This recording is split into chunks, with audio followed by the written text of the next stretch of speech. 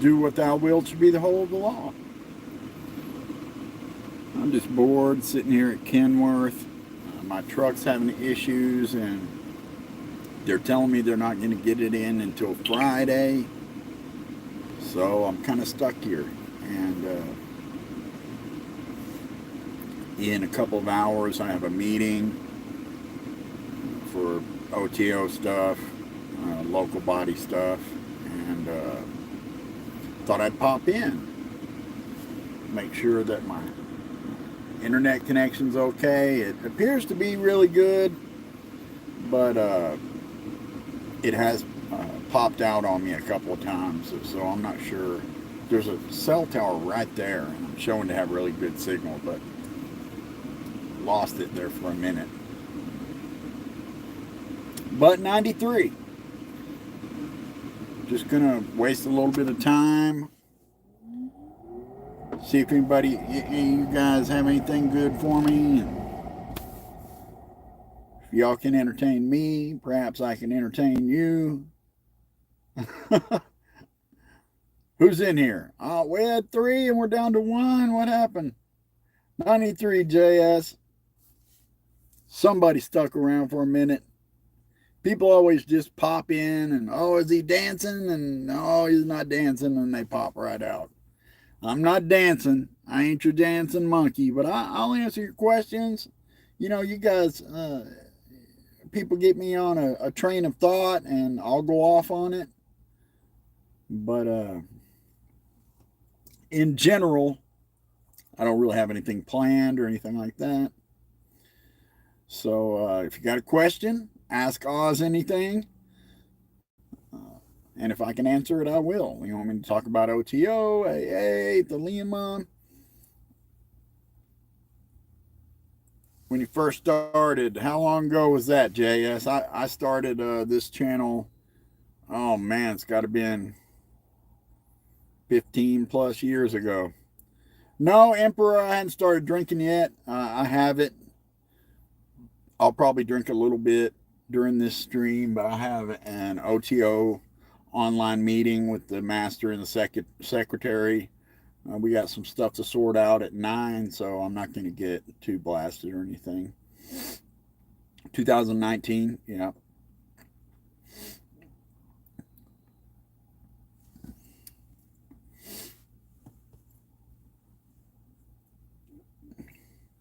But I hope they were useful to you when you started out. North Carolina. Yeah, there's a somebody who's been coming on to our online events from South Carolina or North Carolina, and they drive up to I can't remember what body they drive up to, but isn't there a body in Raleigh, North Carolina? I can't remember right offhand. Yeah, there you go, Raleigh. Yeah. Sometimes you just got to drive. I mean, I've been driving 30 to 45 minutes or so to OTO stuff since the beginning, in at least in the DFW area, because I live in Fort Worth and the body is in Dallas. So, I mean, I've been driving it for years and years. Some people just have to drive. Now, I don't know if you're talking hours or, 2 or 3 hours. That's a long way to drive. But it's worth it to make the trip, see a Gnostic Mass every once in a while, make a night out of it, get a hotel or something.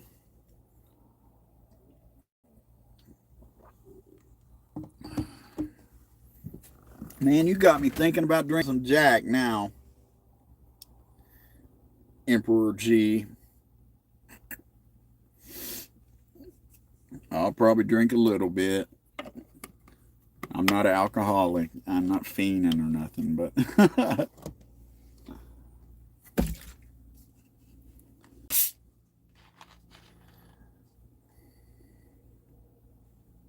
and then so when I first started back in 94, 95, uh, we used to drive to Austin every other week for masses and stuff like that. We had a study group there in Austin that had applied for a charter to become an OTO camp. It became an OTO camp after I left, but we used to carpool and drive up to Austin every 2 weeks for mass and sometimes more for other stuff. And so, driving is kind of a part of it until there's OTO all over the place, which hopefully will happen someday. I mean, there's definitely more bodies than there were back in the day, but unfortunately, we're not everywhere.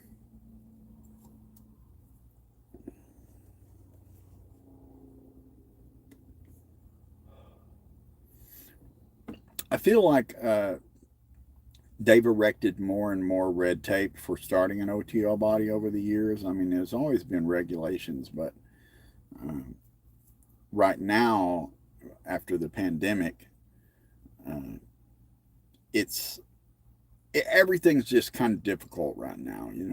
The regulations that are surrounding what threat level your county is in and stuff like that are less prohibitive than they were, and bodies are able to like open back up now. But if you live in a place, sorry, these dentures kind of gag me, and I'm still getting used to them. But if you live in a place that is in the red or whatever a lot of times and has really high COVID numbers, then it can make it difficult to do in-person events. I'm not exactly sure nationwide what that looks like. I haven't been paying close attention to it lately, but it it can be difficult. It can be challenging. We're going to get past it, and things will get back to normal. But right now, it's still a little bit challenging. Like I say, though, much less so than it was a year ago.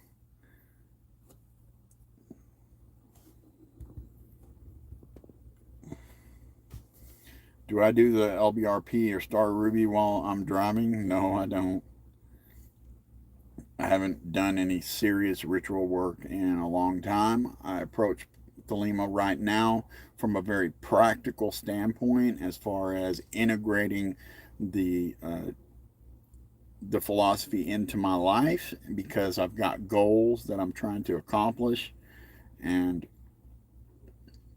so I'm approaching it more from a micro level at the moment, integrating things into myself, into my life to accomplish goals that I've set forward for myself, not by drawing pentagrams in the air and vibrating God names, but by actually summoning the forces of the actual world to accomplish the things that I want to accomplish. Like staying in this truck and keeping my ass in this seat for 6 weeks at a time so that I can stack money toward the goals that I want to accomplish. That's how I did this. I I busted my ass and saved a bunch of money, cashed in some stocks, and saved on top of it until I had the $7,000. I actually had $10,000 when I went in, and it cost me about $7,000. And there you go, magic. What was that? Do I think AMC will go back up? Let's talk stocks. AMC is trash. It's garbage.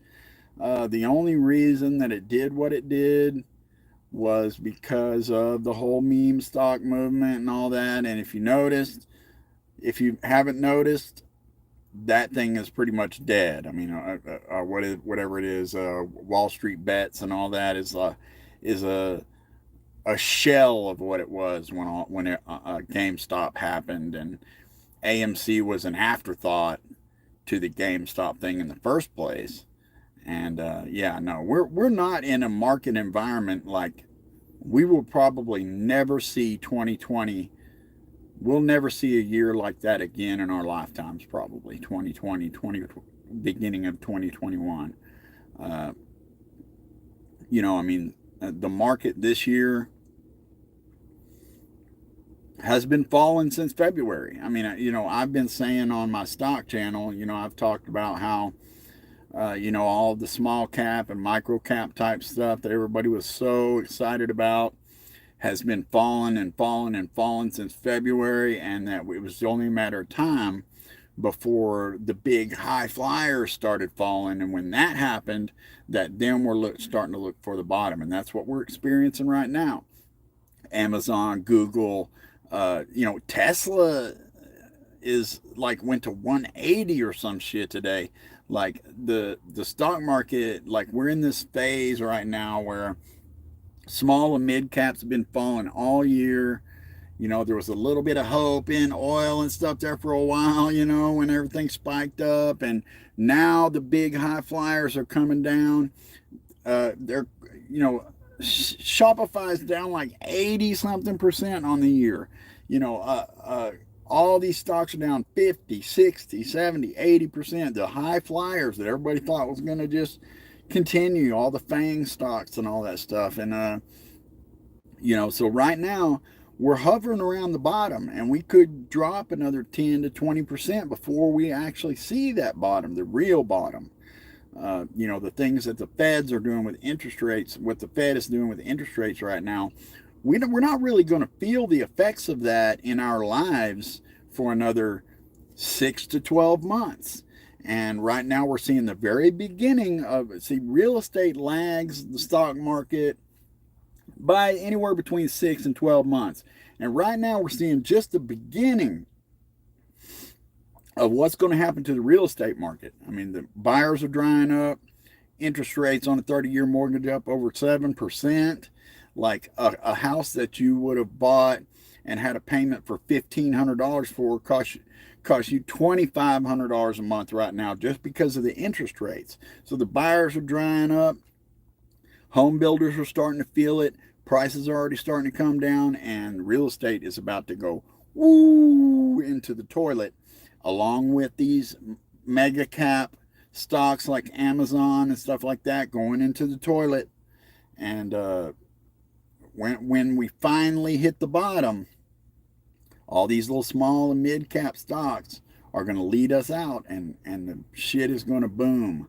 It could take the bigger companies years to recover, but it's my belief that the Russell 2000 type stocks are going to lead us out of the crash, probably sometime in the next 6 months. So there you go. I talk stocks. I know most of the people on this channel don't care anything about that. It's fine. I have a whole nother channel where I talk about stocks that I've been fairly inactive on recently, just because there's nothing really to talk about. The whole stock market is just fucking tanking, and I've been buying, as much as I'm able while I was doing my teeth. I needed to save for that, but now I'm back in the spot where I can start buying in again, and I bought some stuff recently in my Roth, and thinking about strategies. I think we're not quite at the bottom yet. I tell you what though, crypto, man, Bitcoin's down like crazy today. Like I was waiting when it had that little bump, I was waiting for it to drop back down below 18,000 to think about buying. And I think it hit 15 something today, last time I looked. So, I'm watching. I keep an eye on it every day, all the time. So I'm watching, waiting for an opportunity to hit something at just the right numbers to where I think I can do something in the shorter term. Because I've got some real goals, guys, that I'm trying to accomplish financially. I'm not sure how familiar you guys are with I've talked some about it, but I'm going to buy a van, and I'm going to outfit it with solar power and trick out the back to live in, and I'm going to take a year off. I'm going to save enough money to take a year off and travel around the country and go to visit OTO bodies, see Facebook friends, shit like that. I'm going to travel for a year and do that. I am 99% sure that I'm going to do it. But it's going to be in a couple of years. I set a goal for myself to be able to buy a van, outfit it with everything I want to do, build it out, and save enough money to take a year off by my 50th birthday, which is 2 years away.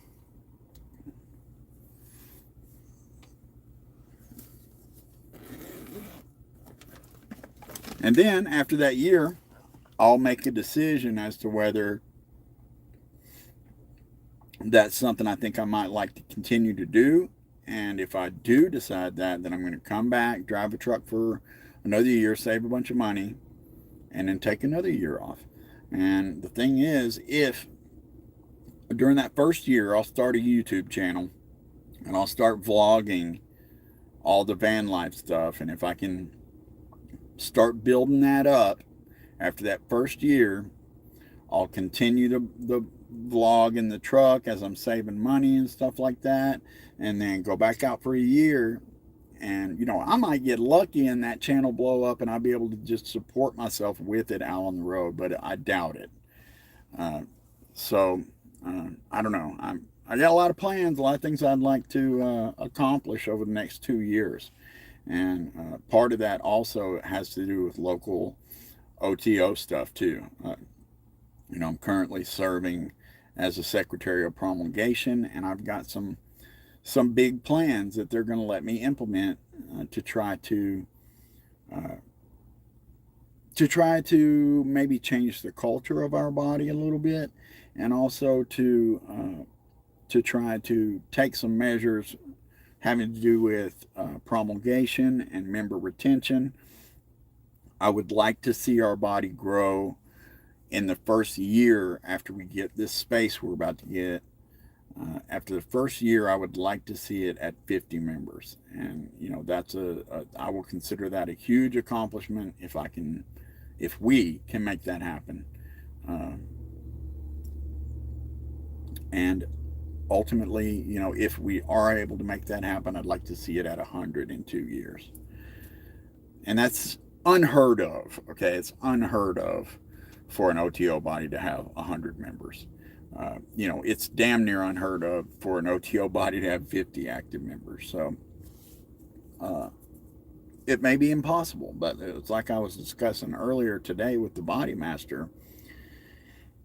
If I am able to actually 100% enact my strategies and plans, and it doesn't work the way I want it to work, then I will be satisfied that I have had the opportunity and it didn't work. Maybe the universe proves me wrong.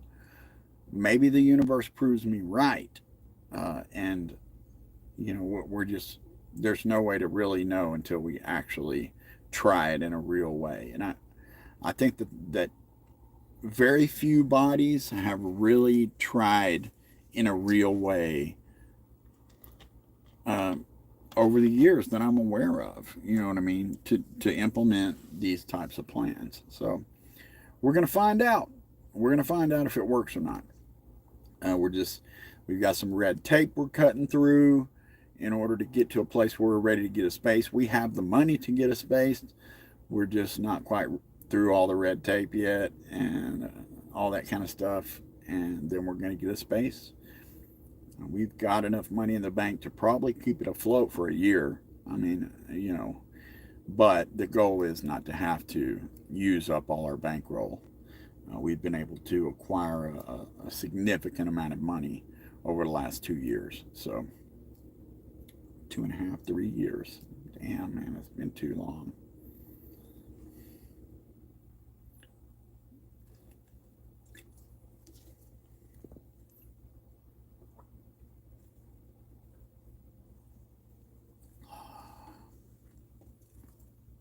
So what are y'all up to? Who do we got in here? Emperor JS, and who else is in here? Probably Shane lurking in the background.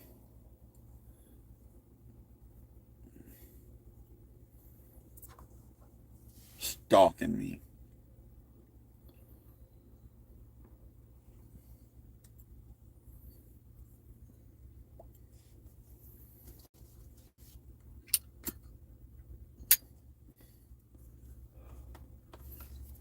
I know I never have anything prepared when I do these.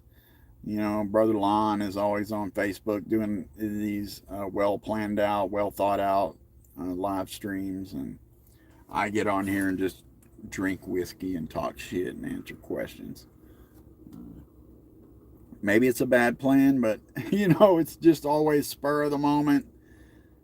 Being a truck driver makes it difficult for me to plan content like this out because I never know when I'm going to be in a position to be able to do this, not only time wise, but also as far as the quality of the internet connection that I have at a given time. You know, I may have a super shitty internet connection when I stop. There are places that I frequent regularly where I have no internet or very shitty internet. So, you know, I never know, like, with any certainty where I'm going to be far enough ahead of time for me to do anything regular or well planned, or it's whatever. I think they go pretty well. I usually have a few people in here asking me questions and keeping my mouth going. It's good for me right now, especially because I'm really struggling to talk well with these dentures. So the more I talk, the more I get used to it and get a little better about it. It's mostly G's and K's and X. They're giving me a hard time, but it's also, you know, just S and T and everything that happens on the palate there. And I feel like when I watch myself in the camera, my tongue is always like, it's super weird, guys. I know y'all don't care about that shit.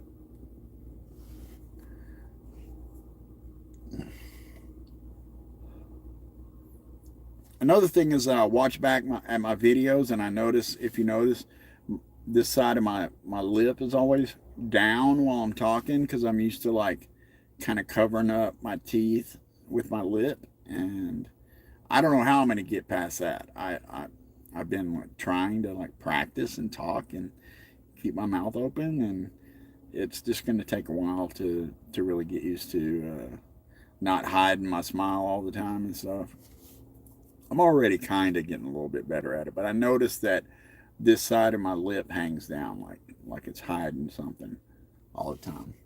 And to be honest, I'm not all that sure. I'm. It's hard to know if it's always been like that because this side of my face is kind of lazy in the first place, really.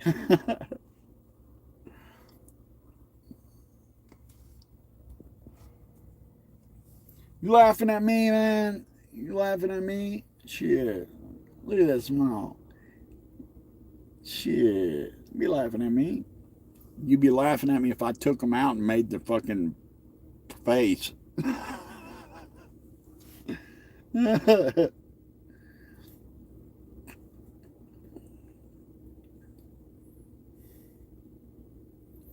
Oh, my favorite amp. Oh man, you know, amplifiers for me. Different. There's different flavors for different things. You know what I mean? If I had to pick a favorite all around amp, uh, it's probably either the amp that I have now, Fender Hot Rod, uh, or Fender Twin Reverb. I like the Twin Reverb. The Hot Rod is a really good amp too. You know, I have a Tweed Fender Hot Rod Deluxe with an extension cabinet, and it will blow your fucking eardrums out. You think a half stack's loud, and a half stack's, you know, if it's a solid state 100-watt half stack, my amp will fucking blow that out of the water. It literally goes to 12. It goes to 12. I had to buy a special thing that plugs into the effects loop to turn it down so that I can turn it up to like 4 or 5 and get the tubes really warming up in it. Because if you turn that if you're in a house in a neighborhood and you turn that fucking amp over 2, somebody's calling the cops. I mean, it's that loud. Uh, it's not really an attenuator. It is and it isn't. An attenuator actually hooks between the tubes section and the speaker. This is something that a guy overseas makes called a lion tamer, and it's made specifically to fit right into the 2 jacks for the effects loop, and then you use it like a volume knob. It is an attenuator, but like if you stuck, like you're saying, if you stuck an EQ or a volume pedal in between the into the effects loop and you used it as your volume, it's doing that only without using it with a pedal. Like it's just basically a volume knob that has two jacks on it that plugs exactly into the effects loop of the hot rod. And it, you know, I turn the amp up to about 5 or 6 to get those tubes working real well, and then I use that for an attenuator. It's just instead of costing like $400 or $500 for a good attenuator, it's like, I don't know what I give like $30 for it or something. It's custom made for the hot rod. It works great. It's the only way that amp is usable to jam in a house or something, you know. I mean, you could. It's got this thing. The hot rod has this thing where, like, you can turn it up just a hair, and then it'll be kind of quiet. But once you get up around 2, it hits this spot where it just goes from quiet to bam loud, and so you don't have a whole lot of real good control over it. It's just all hot rods are like that, and that lion tamer just really gives you a lot of control, so you can, because you know the same idea as an attenuator. You know, a tube amp doesn't really sound that good until you crank it up, so that allows you to crank it up to 5 or 6, and then you know, use that attenuator to get the sound out of it, but not without the volume. You know, it's a great sounding amp. And it's a great pedal platform, you know. And I have a pedal board that, you know, and so it's a great pedal platform. Now, as far as you know, I'm a Fender guy for amps, and for years I was a Peavey guy for amps because I couldn't afford Fender. So I've always kind of liked a clean amp that I could modify with pedals. And I love Marshalls, but the thing about a Marshall is it doesn't, unless you have it turned down, doesn't really have a clean sound. Earthquaker, I've watched some videos on some of their stuff. I like their stuff. I have most of my stuff is Boss. I like Boss pedals for a number of reasons. And I have basically a whole board of almost all Boss pedals. I got a Crybaby on there, and I got a Polytune on there, and I think everything else on there is Boss. I got a Blues Driver, Super Overdrive. I got one of the choruses, a delay. Yeah, just Boss all the way across the board. 93 Justin, thank you, sir.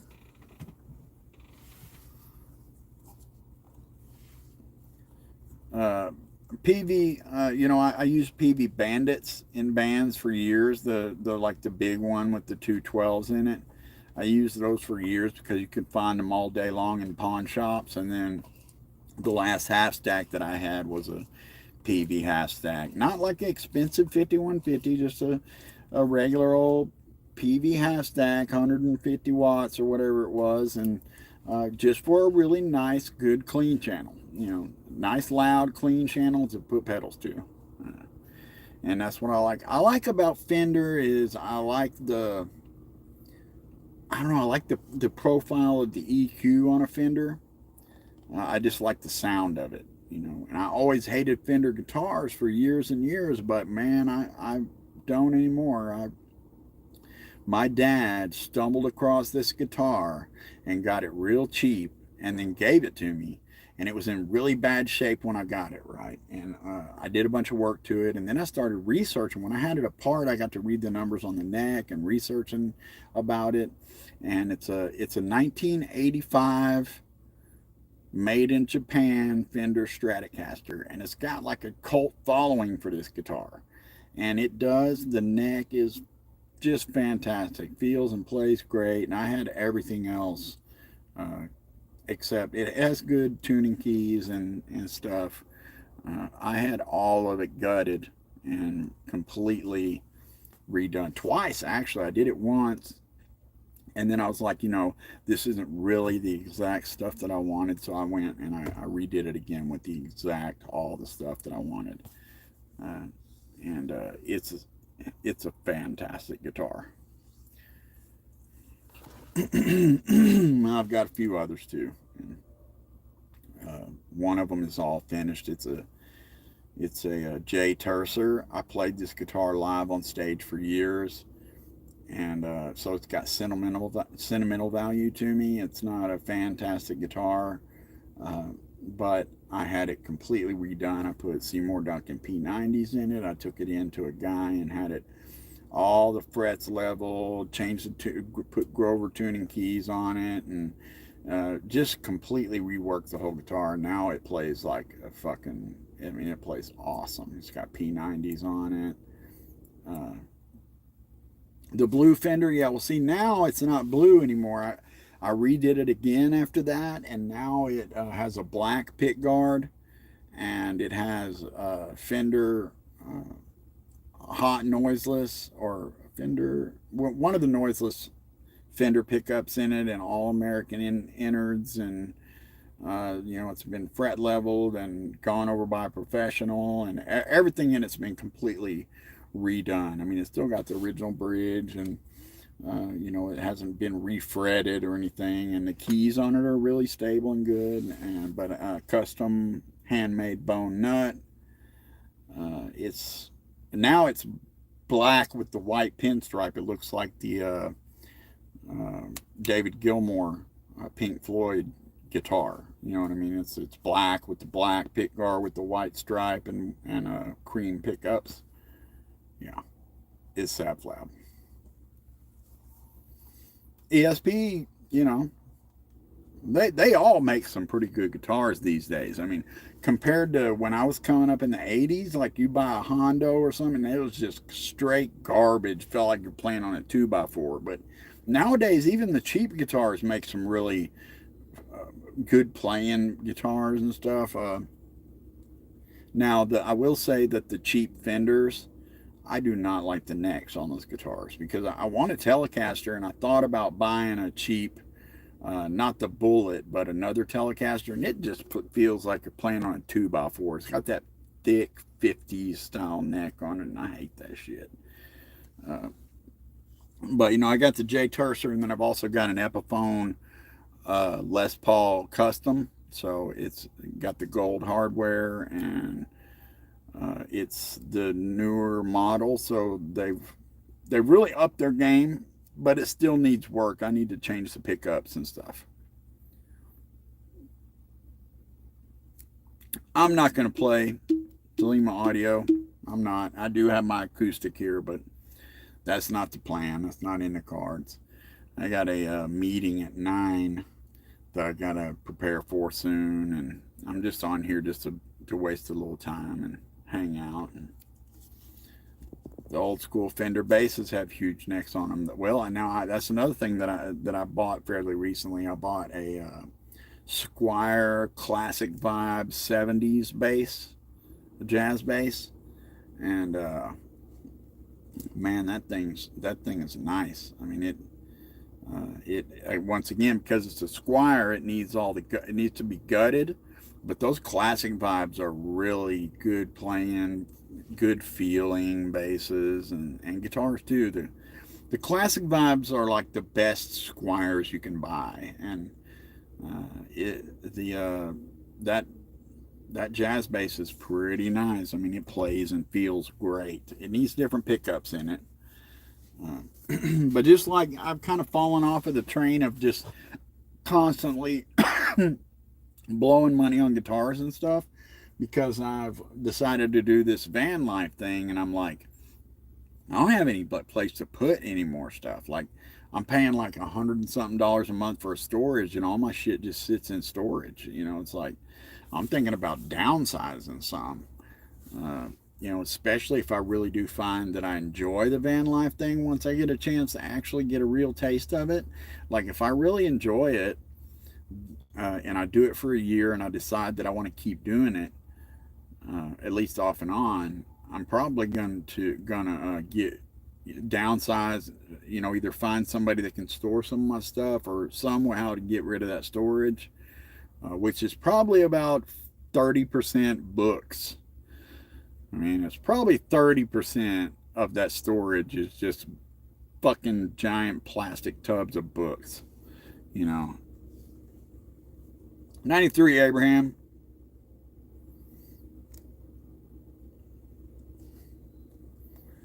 ESP with Explorer. So you got the old school James Hetfield guitar. That's what he played for years. Actives.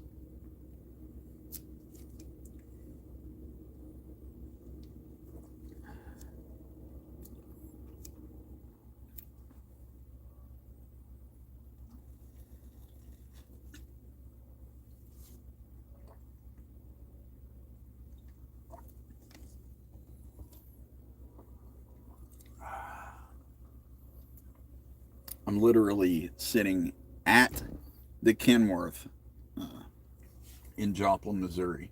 My truck broke. It didn't break down. It was giving me in 115 minutes, we're going to derate your truck, which means it'll only go 10 or 15 miles an hour once it derates. There's some kind of a problem with the fucking emissions, DEF shit. And I'm here at Kenworth, and they're telling me they can't even look at the truck until Friday. So, staying in the truck tonight. I'll make a decision tomorrow as to whether I'm going to make them get me a hotel room or not. But I got to be honest. I mean, I got Uber Eats. They deliver here, and I would rather just sleep in my bed in the truck than go to a hotel, to be honest. Do I enjoy trucking? Well, look, as far as jobs go, I enjoy it. Okay, they don't fuck with me. If I don't call them, I could go weeks without talking to anybody at my company. They send me the loads over the fucking computer. I run them. They don't mess with me. They answer my questions. They pay me pretty good. So, and I like the fact that because of the way I do things, I don't really have any bills. I mean, my total bills are like $400 a month. I pay for my phone, pay for my kid's phone. I have a tablet hooked to the phone. I pay for my storage, and I pay for the insurance on my Yukon, and that's it. And so I'm able to really save money doing this. And of course, guys, I've been driving trucks 20 years, over 20 years. I mean, I got my CDL in like 2003, 2002, 2003. Did the over the road thing for a couple of years, and then after that, ever since, I drove concrete trucks and operated concrete pumps with the big boom with the remote control, and I did that stuff. I've done that stuff ever since I got my CDL. I had some health issues. I did Uber for a while. In the beginning, when I came off the road when my son was a baby, I delivered pizzas for a while before I was able to get a local job. And so I've been driving trucks forever. I've been making money by driving, in particular. either with or without a CDL for 25 years. I mean, so it's what I do. It's just that when I had the health issues that I had, I had already stopped driving, and it was like when I was operating a concrete pump, and the elements were really wreaking havoc on me. I felt like I was going to pass out or have a heart attack a couple of times, and you know, something happened that forced me to quit the job. And then at the time, I had a long discussion with the girl I was with, and we decided that I could just try Uber and stuff for a while, and did that for a couple of years. And during that time period is when I discovered that I had the type 2 diabetes, and I had some issues that caused me to realize it. And so when we split up, I just couldn't see myself going back to operating concrete pumps and concrete mixers in the heat, and or trying to drive a truck like humping 12 packs for Dr. Pepper or something. I just couldn't. So I knew this was a job that was going to be physically easy. It's mentally difficult. It's you have to have the right mentality to come out here and be isolated for these long periods of time and stuff. But this was my basically my only choice, I felt like. So here I am. And I will say that it is allowing me to really stack money and accomplish real goals. And that's where I'm at right now. After getting the teeth done, I'm just now back long enough to start really stacking money again going forward. And I'm going to be saving toward a van, and thinking about doing the van life thing.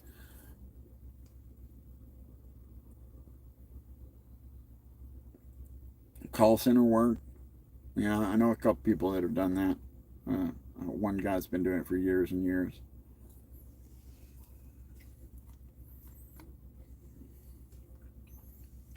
Not for me. I be cussing motherfuckers out. I can't deal with motherfuckers looking over my shoulder. I don't do well with scripts. I don't do well when motherfuckers mouth off. I would not last. I tried it once when I was real young. I tried working in a call center. I think it was when I lived in San Antonio. A friend of mine did that kind of stuff, and yeah, no. I'd rather flip burgers.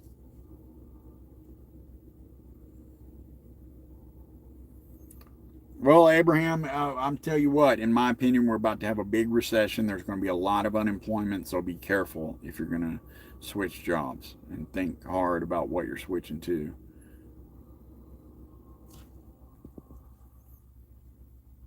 All right, the Lima Audio 93, man. Thanks for hanging out a little bit. I appreciate it.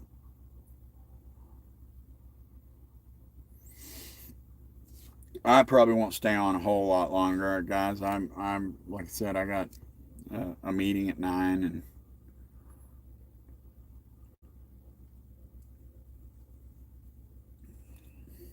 plastic manufacturing. Man, that must be a lot of chemicals and shit that you're around, I would think.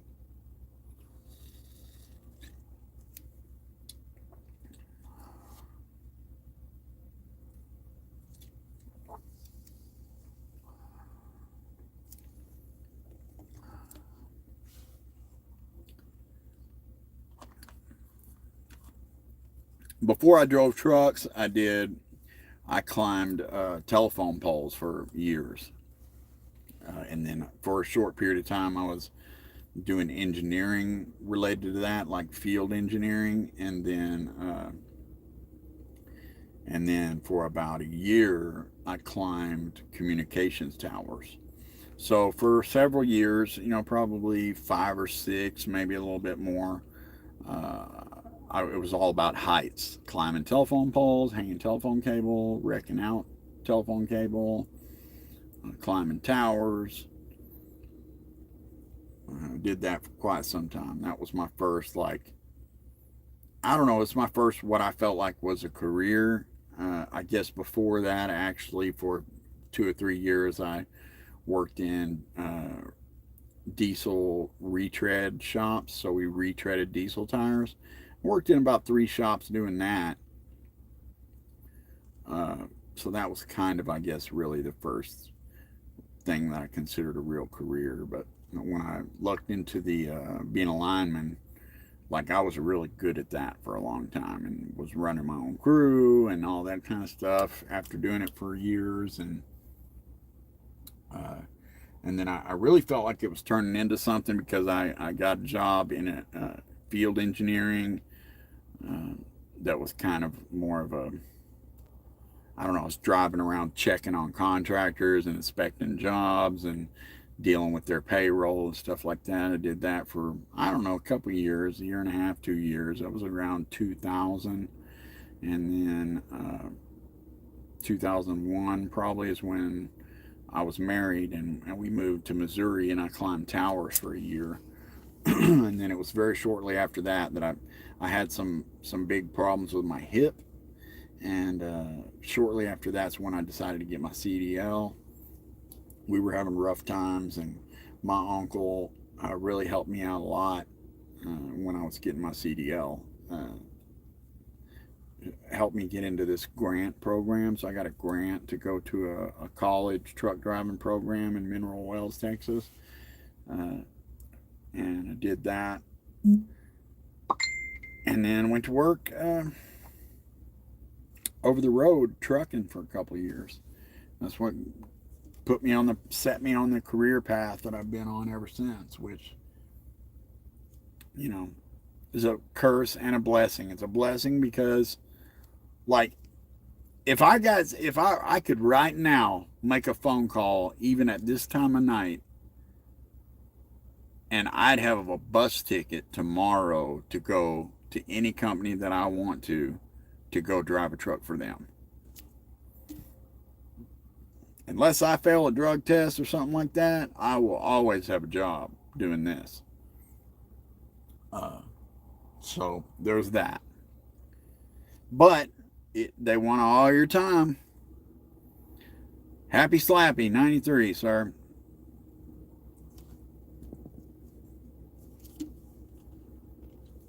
Yeah, work always sucks. You're right.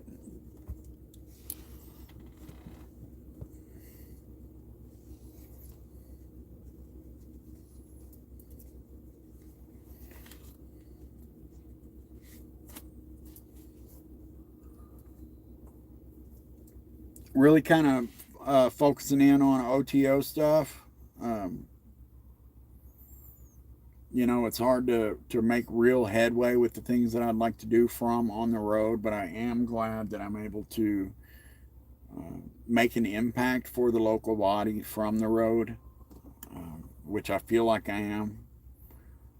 Uh, you know, it's something that I'm proud to be a part of, even though there are a lot of anti-OTO people out there.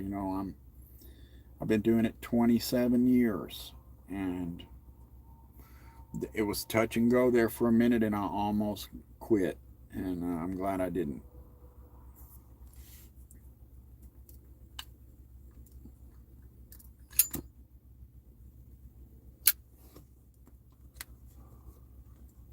Things were pretty rough for me there for a few years, and it's really just been the last year and a half that I feel like I've pulled myself out of it, and become happy again, and not, I was struggling there for quite some time. Uh, but the all of the online events that we're doing now allows me to like really feel connected to OTO again, and they've given me basically the OTO job of my dreams, and I'm not even there most of the time. But I've been able to make an impact. I've been able to go in and get some get-togethers going on, even though they're social and not necessarily OTO events or whatever. I've been able to really, I feel like, make an impact socially, and I don't know. I'm not really a leadership position, as in like an officer of the body, but they created this promulgator, secretary of promulgation position for me, and I get to come to leadership meetings and have my say, and and it feels good. And it's great that the leadership locally, the new leadership, is really on board with my ideas right now. That hasn't really been the case in the past, even though I've been an integral part of the body, for years. A lot of times I felt like I wasn't really allowed to put my full potential, the thing that I wanted to put towards growing the body and stuff like that, I was never really able to do, and now I feel like somebody's giving me the opportunity to do that, and I'm going to do it in a real way, and we're going to see if Frater Oz knows what the fuck he's talking about or not. We're going to see. Maybe I don't. Maybe, but if the universe proves me wrong, at least I got to really try and put forth the real effort to do the things that I have thought I'd be able to do for years. If I'm not, then at least now I know. You know what I mean? Now I know, oh, I'm just full of shit, and and it's possible. Like, I'm not some egomaniac that thinks that I know everything, and because fuck, I don't. You know, I've said a million times, the only reason that I appear to know a whole lot about OTO and about Thelema is because I've been doing this forever. I'm not a bookworm. I'm not an exceptional intellectual or anything like that. The only reason that I know as much as I know is because I've been doing this shit almost 30 years. I've had a lot of time to slowly accumulate knowledge and experience. Whereas some people come in and they're intellectually, they memorize, and they've got, in 2 years, at least they think they've got it all figured out. They've got it all learned. But it's the years and years that teach you how to really put it into practice. And I don't mean in a way that's drawing pentagrams in the air and yelling God names at the wall. I'm talking about learning how to really put the shit to use and make it help you in your life, like in real life, not some shit in your brain. It's not something that happens overnight.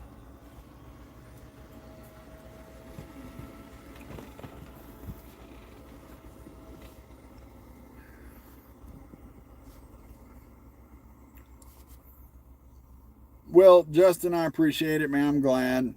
I'm glad that people get stuff out of the things that I do. You know what I mean? It's very rewarding to me when, because people do tell me quite often that, my work helped them in the beginning on their path, or is helping them now as they begin. And, it feels good. I mean, that's the point of everything that I've done on the internet. Hasn't been to pump myself up, or, anything like that. It's just been to help new people, help people that learn better through things like this, through videos and listening and watching, rather than absorbing things strictly intellectually through books and stuff, because that's the kind of person I am. I can read something a million times. Well, a million times I'll memorize it, but I read stuff and I don't retain it super good. It's not until I have a reason to look for something because I need something from it, and then I retain it and remember it. But I can't just read through these dense intellectual occult books and retain all that shit. It just doesn't work. My brain doesn't work that way. And I don't feel like, I do feel like I'm an intelligent person. I just don't learn that way. I'm more of a right brain person than a left brain person. And I always have been.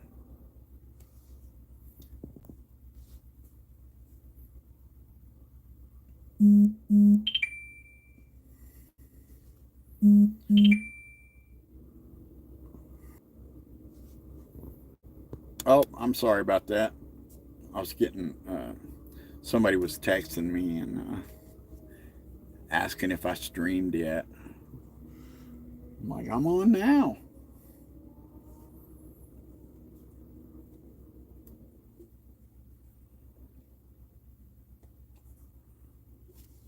So I assume they'll probably pop in here. Am I back? Somebody let me know.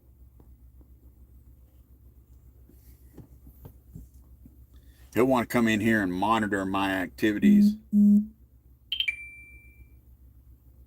Okay. He's probably not looking in the right spot.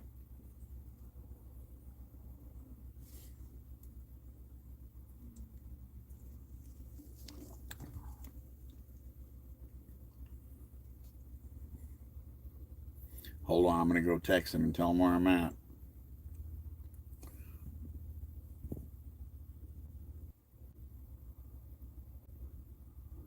All right. I don't know if y'all can hear it. It says I'm reconnecting, so it must disconnect me when I do that. I was like, I'm on YouTube, man. Read the post. You're making me get interrupted.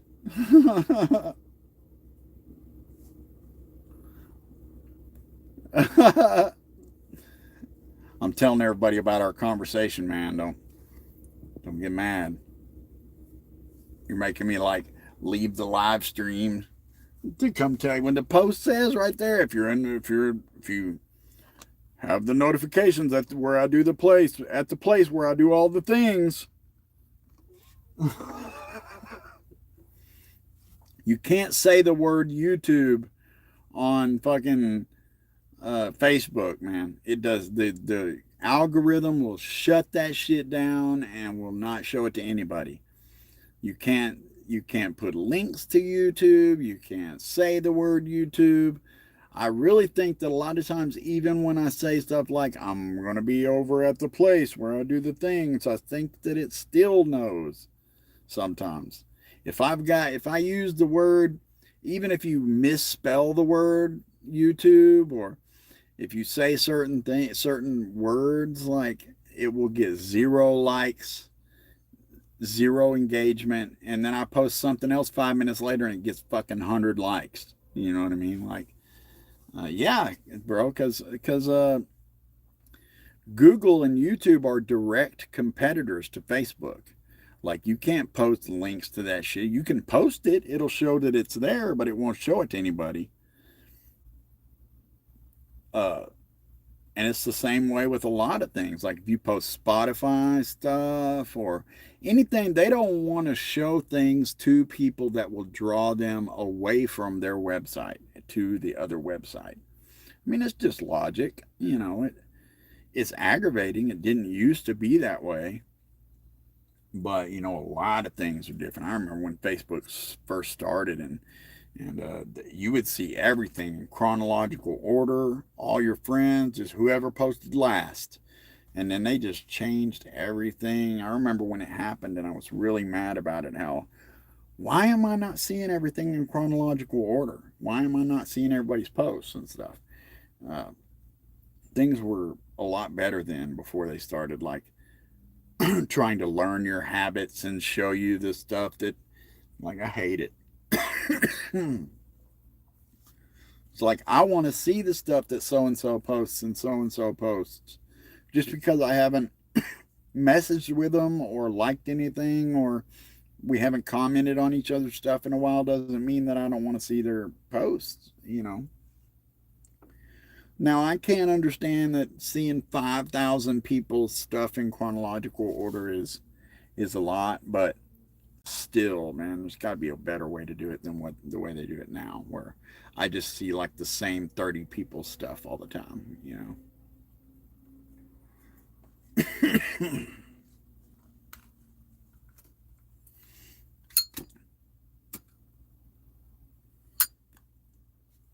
Whatever, Grimace. No more corrupt than anything else. You probably wouldn't know. You probably been doing Thelema for a year.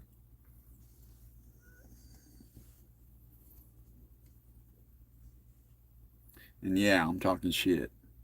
me coming in here talking shit about the OTO, man. I got my issues with the way some things are done and whatever, but corrupt, come on, get real, man. Corrupt for what? Corrupt for $20? I mean, come on, get real, man.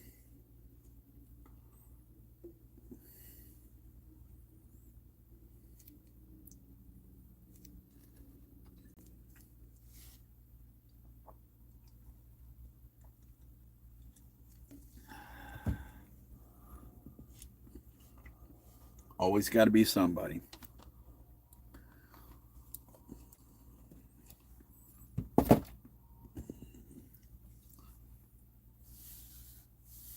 Jimmy Page, not an OTO member.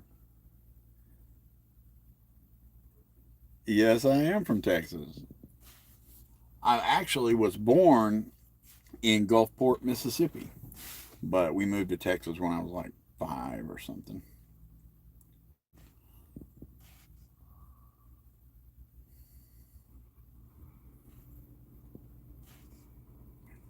Well said, Dave.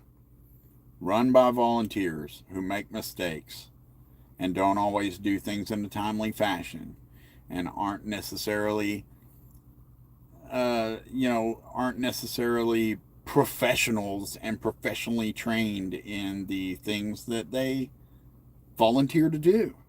So it's not always perfect. I mean, that's just what it is. My Justin, my parents live in East Texas in Maybank on Cedar Creek Lake. They moved there, I don't know, about 10, 12 years ago or something. Was and is suicidal. He's just not an OTO member. Or I mean, who knows if he Minervaled at some point or something, but he's not involved in OTO to any of our knowledge.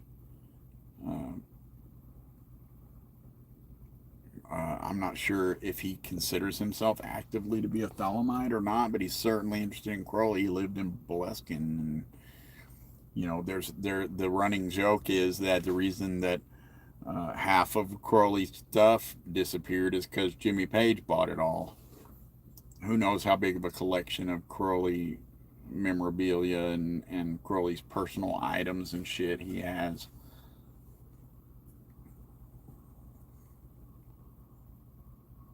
Never heard of Corrigan, Justin.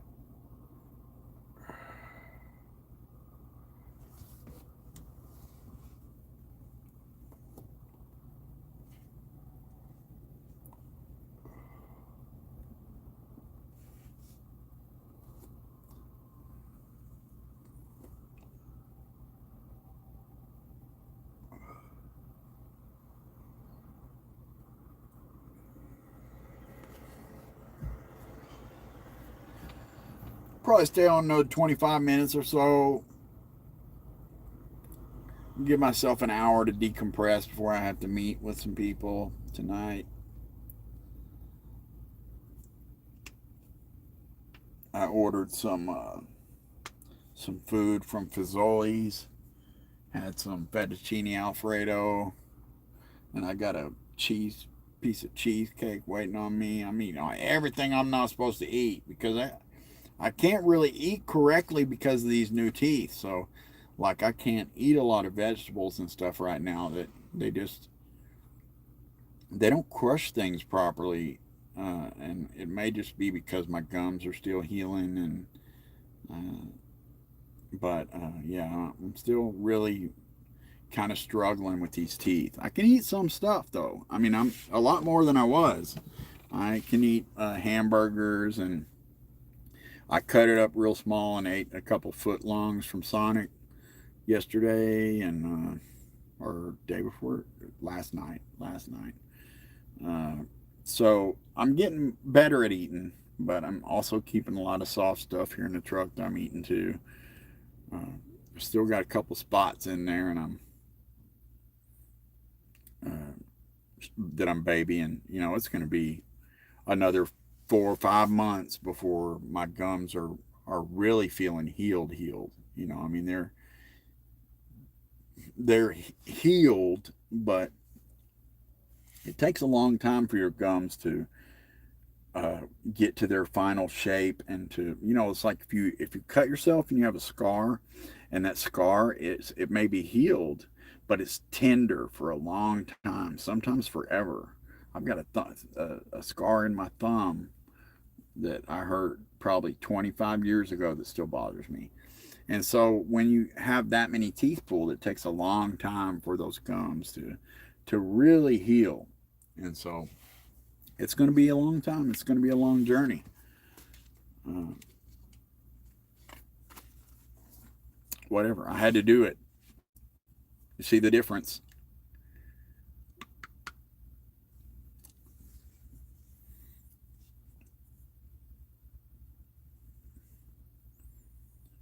Rice is just about the worst thing that I could eat. I have type 2 diabetes. I might as well just eat a bowl of sugar. Pasta's not much better though. You know, I'm not eating the right things right now, but it's because I can't. I have to eat pasta and soft stuff. You know, potatoes, stuff that I'm not supposed to have.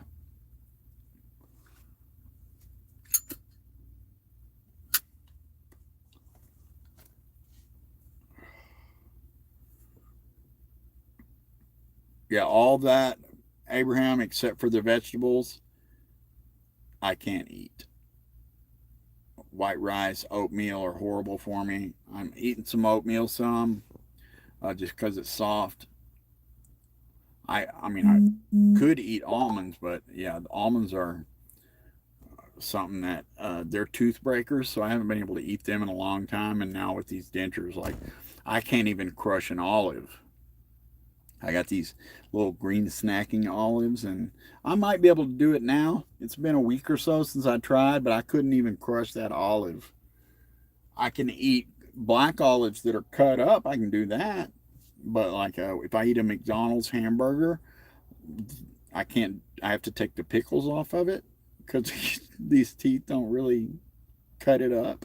It's it's weird. It's hard to. Oh yeah, almonds. No way, man. Almonds are out of the question. Like I said, I can't even crush an olive.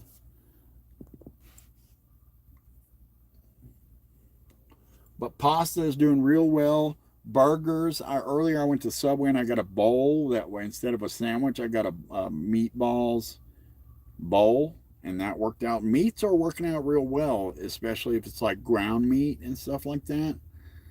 It's working out real well. Uh, I'm still just like adjusting to some stuff, and the dentures, you know, every about every week my gums have changed and they get a little loose, and I have to use stuff to try to tighten them up, and then my gums get sore, and so it's going to be a long process before uh, at the 6 month mark they do what's called a hard reline, and then they should fit a lot better.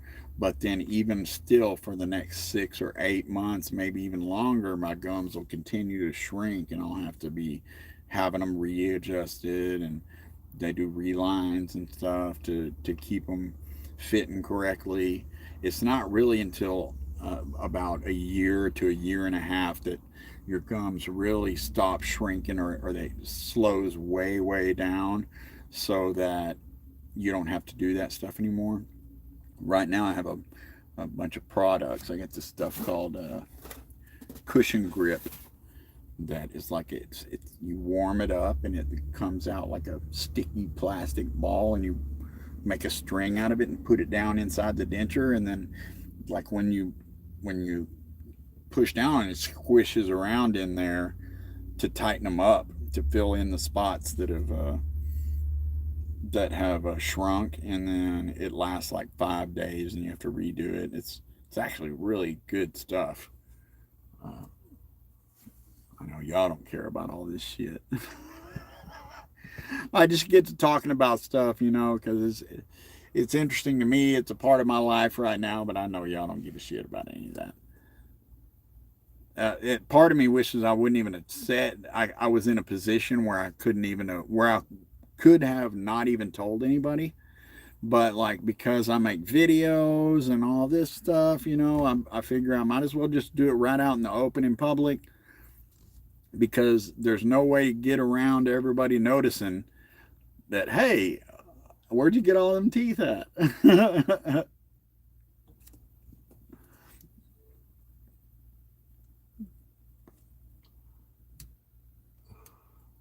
I need to find a lactating woman. Bro, I ain't interested in finding no woman. I done fucking ruined my life on multiple occasions with women. I'm just about, I ain't even interested right now. Like, sure, you know, like, females are hot and whatever, but like, I ain't interested. I appreciate that, Slappy and Abraham. I appreciate that.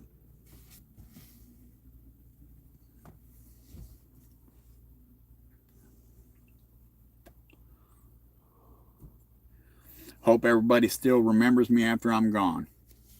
Because one of these days, when the health issues get bad, and when I've done, you know, because I don't do things the traditional way. I ain't got no health insurance. I ain't getting no health insurance. I ain't gonna have no traditional retirement. I'm one of these days, when it all gets to be too much, when I get old and all of a sudden it's to the point where I'm gonna have to go live in a state facility or burden my family with my presence or something. Afraid of Oz gonna check out, and that's just that's my real retirement plan for, you know, when it comes to the day that I can't get around no more and I'm fucking miserable, and yeah, I ain't living like that. I watched one of my great grandparents, man. That motherfucker couldn't hear you. He was grumpy all the time. He couldn't walk. He didn't do nothing but bitch and complain and fucking burden everybody, and just lived until he was fucking almost 100. And I am not going to be that person. Like it or don't like it, man has the right to die when and how he will.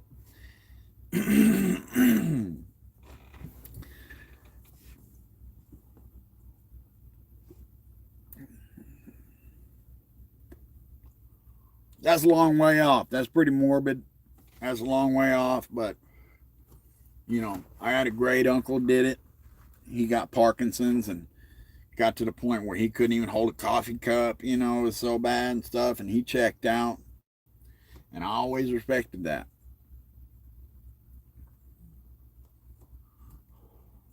I don't want to be in a wheelchair and motherfuckers having to wipe my ass and shit. I ain't interested in none of that. Like, what's the point? Well, you just living just to try to stay alive as long as you can. He that lives long and desireth death is much the king among kings. I kind of, you know, when it gets to a certain point, I'm gonna feel like I've lived a really great life. You know, even if I died tomorrow, I feel like I have lived a fantastic life full of more experiences than most people will have in their entire life already, and I'm not even 50, you know, and yeah. I mean, I'm not ready to go right now by any means, but if I did, you know, have a big ass party, get drunk for me. Don't feel sorry.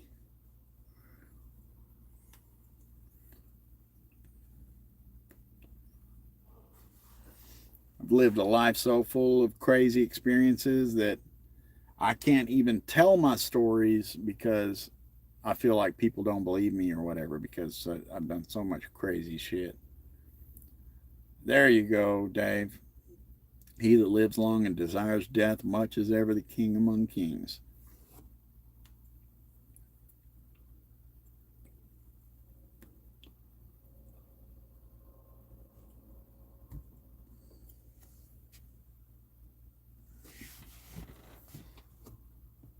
I'm hoping we can get my email working tonight, bro. Like, Kenneth seems confident that he's going to get it going.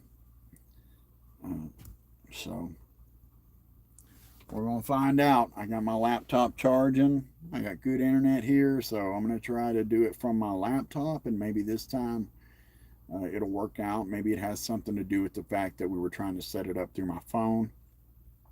I know y'all don't care probably about this, but my official Bubastis Oasis email, we've been having a long, a really hard time getting it set up.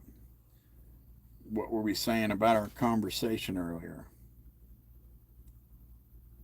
I don't know what you're talking about.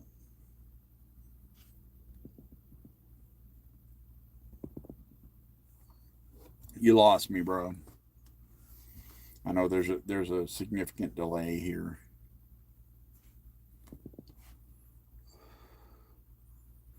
I was saying something about our conversation earlier, but I don't remember.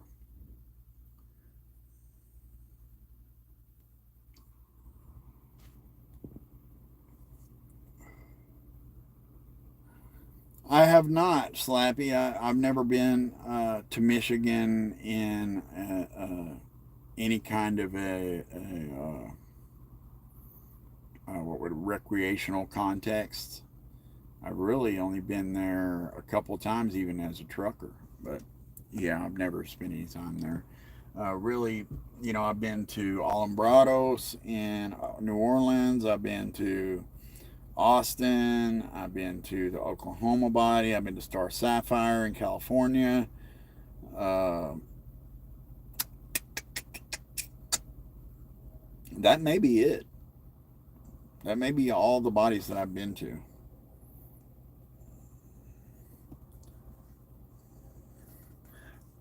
Talk the Lima this Saturday at noon, and the topic is freedom. So we do this thing called Talk to Lima. This Bubastis has been doing for like 15 years or 10 years or some shit, where we take a topic and then Dave Wells, who's in the chat here, runs it and has been for a long time. Good job, Dave. And so he'll take that and he'll run it through this app called the Ape of Thoth, which will pull up all the references to that word or similar words when you type them in that occur in Crowley's works, the holy books in specific. And then so we'll take a topic and we'll have a discussion about how we view that word or concept within the context of Thelema, and talk about where it's mentioned in the holy books and stuff like that. And we have a whole event surrounding that. And then at the end, we'll vote and decide on the topic for the next month. And we do that on what exact Saturday is it? It's this coming to Saturday at noon, but it's I don't forget which Saturday every month it is. But if you're interested in these events, you can find the Bubastis Oasis public discourse group on Facebook, second Saturday, noon Central Time. And you can go to Facebook and find the Bubastis, that's Bubastis, Bubastis Oasis public discourse group. Join that group, answer the questions or I'll deny you. And we announce everything. Everybody in the group gets invited. It's also announced on our website on the calendar. It's also listed on the U.S. Grand Lodge calendar of public local body events. And it's also listed through meetup.com. So several places that you can get a hold of the links. They're all of the events that we do. We do an event almost every week. They're all open to the public and free. Go ahead, Justin. But yeah, that's pretty much the majority of what we're doing right now are these online events, and we're doing 4 per month. And sometimes they get rescheduled or canceled, but and that's fine, Justin. You don't need a web camera. You can do it from your phone. You can do it without a webcam. You can do it audio only. You can do it actually from a telephone on a call-in thing, but we don't usually post that because it's just kind of a pain in the ass. But you don't need a webcam. Lots of people are on there and they have their cameras shut off and stuff. I always have mine on, but there are several people that come in and they just hang out and listen. And a lot of people, some people that come in don't even really participate that much. They just listen. And then there's some of us who are, who really participate heavily, and some people just listen. And we typically have anywhere between 10 and 20 people, sometimes a few more. So they're really well attended, and they're fantastic events. I mean, Thelema After Dark is always a fantastic event. Every once in a while, we'll get a troll in there or something, and then Dave will spend the next 2 months apologizing for it, even though I tell him not to. But that stuff just happens when you're doing online shit, But for the most part, that doesn't happen, and they turn out to be just fantastic discussions. So we have a Thelema After Dark. That one runs from 10 to midnight Central, and it's once a month. And it usually goes on sometimes till 1 or 2 in the morning. Then we have a morning one called Espresso Yourself. Thelema After Dark, that's just a no topic, just a discussion about Thelema, and we talk about all kinds of cool stuff. Then the Espresso Yourself it usually ends up being similar to Talk Thelema. It's also not a topic, but it's more just like just a discussion about whatever you want to talk about, what's going on in your life, stuff like that. And then we have Talk Thelema, which is what I said. We pick a topic, talk about it in the context of Thelema, and then that one is at noon on a Saturday once a month. And then we have Waxing Astrologic, where Dave, who's an encyclopedia of astrology, talks about astrology. People volunteer and he does their charts and talks about concepts in astrology, and we have discussions about it. They're fun. I enjoy all of them. 93 Michael, greetings.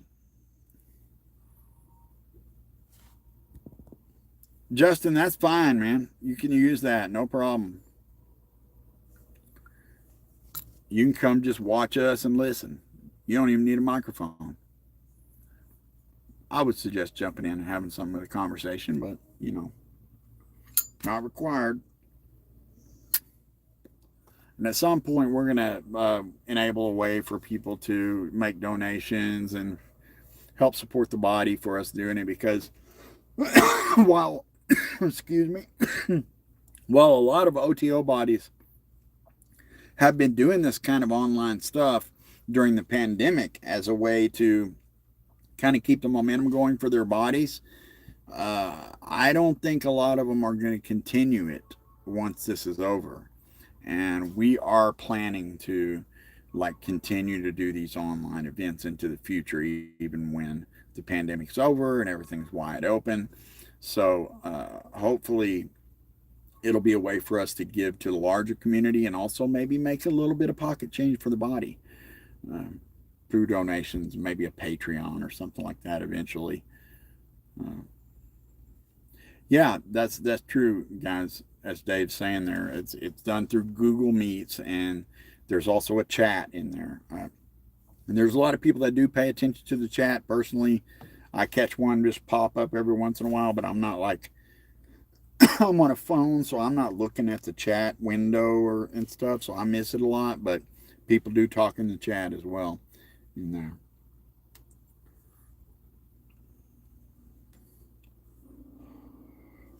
Go find us. Bubastis Oasis Public Discourse Group on Facebook. It's a private group, so nobody can see that you're in there if you have family on your friends list and stuff. But it's publicly, it's for the public, but it's a private group so that nobody can see who the members are unless they're a member, etc., etc. It's something that we created this year. Get back to doing shit in the public. Everything had been moved very private for a long time, and I talked him out of that. So, as I'm wont to do.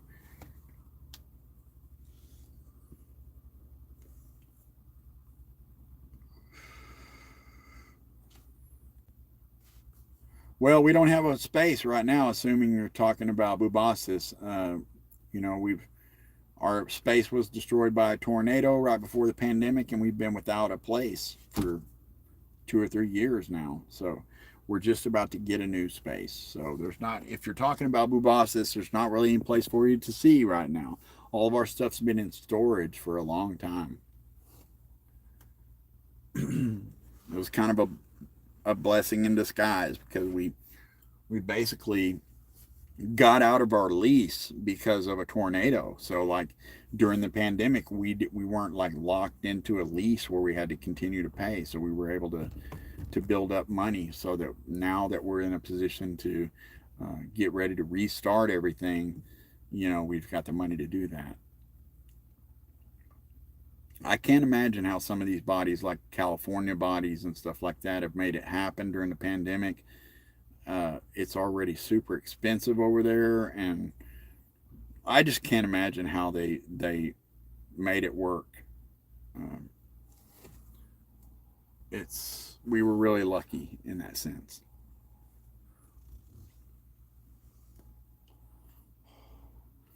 Well, everybody, here's your chance. If you want to support the channel, throw me a little super chat because I'm going to get off here in just a couple minutes. You can hit the little sign at the bottom and send me a couple dollars, help support me and the channel if you want. No pressure. I'm fixing to get off and start winding down to get ready for this meeting that I've got here in an hour, and maybe eat my cheesecake and get ready to do the things I got to do, and then spend the next 2 days sitting in this fucking parking lot until they work on my truck.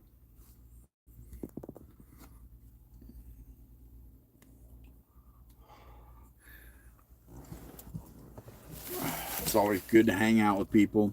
Had a, you know, 8 or 10 people in here at the most today, so that's not too bad. I need to turn some air conditioning on back here.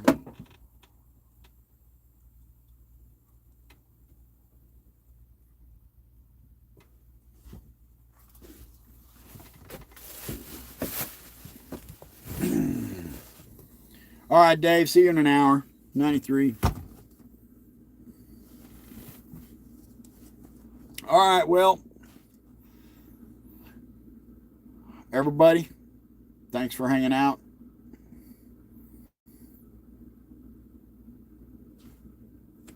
I'll see you on the next one.